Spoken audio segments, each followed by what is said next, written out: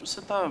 Eu vou pegar aqui e fazer uma pergunta, pode parecer um pouco fora do comum, mas acho que é apropriada no tema, né? Nós temos aí uma contradição entre o movimento democrático da burguesia e o movimento de extrema-direita da burguesia.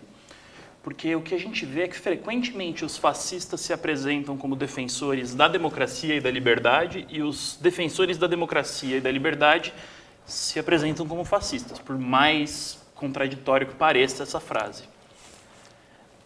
Eu queria... parece uma coisa anedotária, mas não é. No começo desse ano, a gente teve no Twitter um movimento grande que se apresentava... subiu a seguinte hashtag... MAGA, que é o slogan do Trump, Make America Great Again, Communism. E os apoiadores desse movimento, são uma fração da base de apoio do Trump, dizem o seguinte, que o Trump é um candidato da classe trabalhadora e que...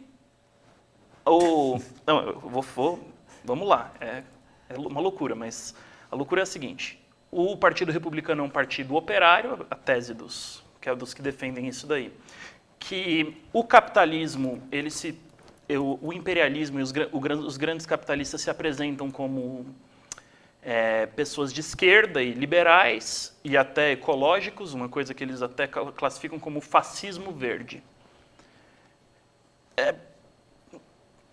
O que pensar desse movimento de direita que é capaz de confundir tanto a cabeça das pessoas? E no que ele tem de fundamentalmente diferente do fascismo? Porque se um fascismo é um movimento que busca esmagar a classe trabalhadora, suponho eu que haveria muita dificuldade das pessoas de colocar que ele é um movimento representativo da classe trabalhadora. No entanto, a votação da direita tem aspectos na França e nos Estados Unidos é visível que o voto operário é majoritariamente de direita. Não há nenhuma novidade nisso daí, né? Se nós formos olhar o fascismo em todos os países, ele sempre teve uma característica de ambiguidade, né? E às vezes não era mera malícia, essa ambiguidade era até uma convicção desse movimento. Então, por exemplo, o movimento do Mussolini, fascismo, né? Ficou conhecido como fascismo. Na realidade, ele chamou esse movimento de fascio, né? As milícias fascistas se chamavam fasci de combatimento. O fascio é um feixe, né, que simboliza a unidade do povo, né? Tem na República Romana esse símbolo, mas é um símbolo também das lutas populares e camponesas italianas. Quer dizer, ele intencionalmente se confundia com a esquerda. Tanto que nós sabemos que uma boa parte dos anarquistas italianos, principalmente os anarquistas sindicais, fizeram parte do movimento Mussolini no começo. O próprio Mussolini era um ex-militante do Partido Socialista, foi expulso pelas posições direitistas. Ele apoiou a guerra, foi expulso. Então, quer dizer, essa ambiguidade ela é muito prática para o fascismo, porque confunde a cabeça de todo mundo, né? Então, Hitler, por exemplo, ele já falava, o Mussolini falava em revolução fascista. Quer dizer, tomou de empréstimo aí do comunismo a ideia de revolução.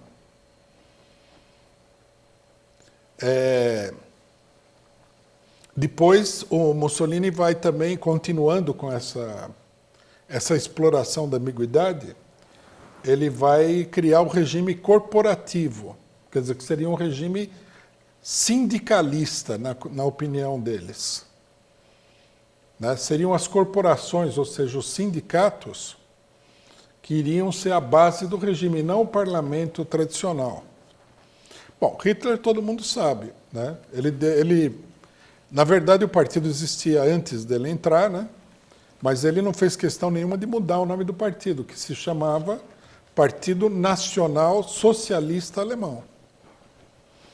Dentro do Partido Nacional Socialista Alemão havia uma ala, né? Não era a ala majoritária, uma ala mais radical, que era uma ala que era praticamente comunista, pregava o socialismo.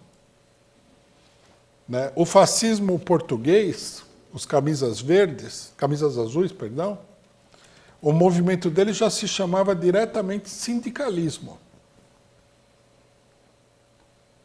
Então, quer dizer, esse negócio de fascismo, socialismo, sindicalismo, povo, revolução, isso daí aparece o tempo todo, né? Porque o fascismo é um movimento popular.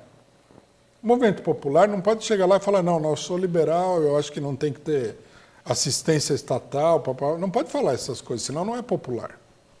Para ser popular, você precisa namorar, né, a classe operária, os camponeses e tudo mais. Daí a ambiguidade. Outra coisa também que, no caso do fascismo alemão, era muito claro isso daí. Eles não faziam a propaganda contra a burguesia nem contra o imperialismo, que naquela época ainda não era uma coisa assim corrente, né? A ideia de imperialismo. Eles faziam a propaganda contra os banqueiros. E eles aliavam essa propaganda contra os banqueiros ao antissemitismo. Os judeus eram todos capitalistas malignos, né? Então, o antissemitismo do Partido Socialista era, né, aquilo que partia também de uma ideia que havia no meio da população, né, porque a gente vai encontrar aí o líder da social-democracia alemã, o Bebel, né, caracterizando o antissemitismo como o socialismo dos tolos. Quer dizer, a pessoa pensa que está lutando contra o poder estabelecido, mas isso aí é uma bobagem. É uma tolice, né? Bom, Hitler fazia isso daí conscientemente, porque o Hitler ele já era apoiado, já desde o começo, por empresários de grande porte. Ele não surgiu como um movimento totalmente independente, né?